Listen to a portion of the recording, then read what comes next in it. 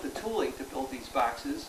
Once we start building that tooling, and then we start the day of business, it's going to take a while before these boxes start to sell. What's that working capital requirement to keep that business open until we make a break-even point to pay back the tooling costs, the seed capital we originally had? That's called the burn stage. So that's the third stage of this whole business test. Once you complete this, and if you complete that positively in 18, 24-month window, that means essentially you're going to amortize your startup capital or your seed capital. You're going to amortize the additional working capital you need to keep the business open until break even, and you're going to use the break even window of 18 to 24 months. If you're positive in that zone, if you show break even in that point on a cash basis, then you say to yourself, I think I got something. I think I have something investors will listen to. You then take it to the next stage, which is the business plan stage. That's where you use this, all this research you've done, all this data you've collected, you use this as the foundation to build your business plan.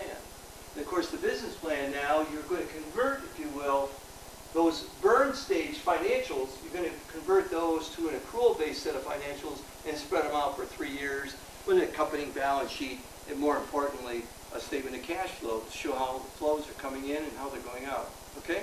So these are the phases. The failure usually is here. This is usually the failure point in most businesses.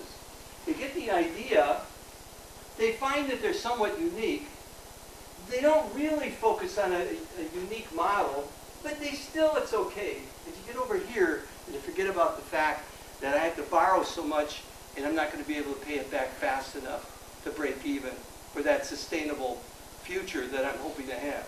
Does that make sense? So that break-even point is very critical in that 18 to 24-month window. It's not an absolute. In the software business, for example, you could be in a point where it may take you 36 months or 28 months to complete the software. Well, that's okay. Then you would show a set of financials that would show your break-even outside of that, but still you're going to have to prove at the break-even point what it is, when it will happen, and they'll look at that and commensurate with what's the burn rate or what's the amount of capital you needed up front. Okay, any questions on that? It's a lot to throw at you in a couple of minutes, I know.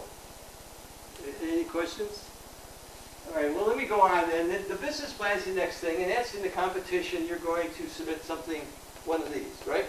So if you haven't done this, I would suspect that the judges, and I participate in judging these things from time to time, when I go to a business plan, I immediately look at this, and if I don't see that, I immediately throw the plan out. I won't read any further, okay? Because investors, from an investor perspective, I want to know when is the break even, when do I start making my money? So that's important to just get that in your head a little bit. Len? Yes, sir. Before you go on, yeah. Are you saying that basically you'll go to a business plan and then you'll look to see whether or not it's going to break even or not? I mean, are you just taking the numbers at face value, or how much, what kind of credibility do you expect that there's going to be to those numbers as you're looking at them?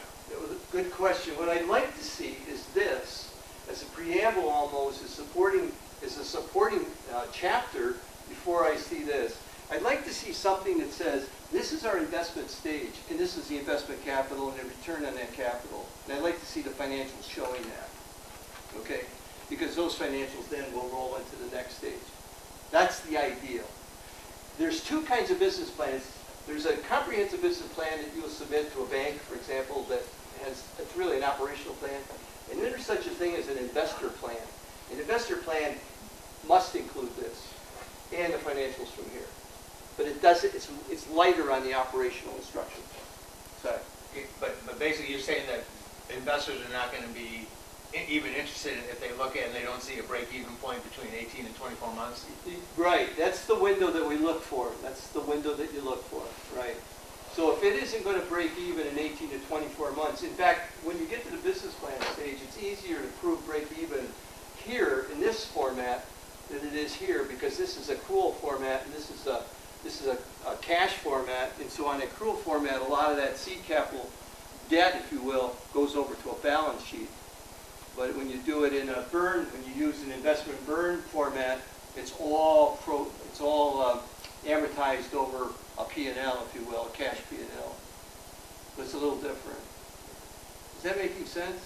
I know, it's really dumping into it's about chapter 10 of a 15 course with what I'm throwing at you. So I don't feel good about that.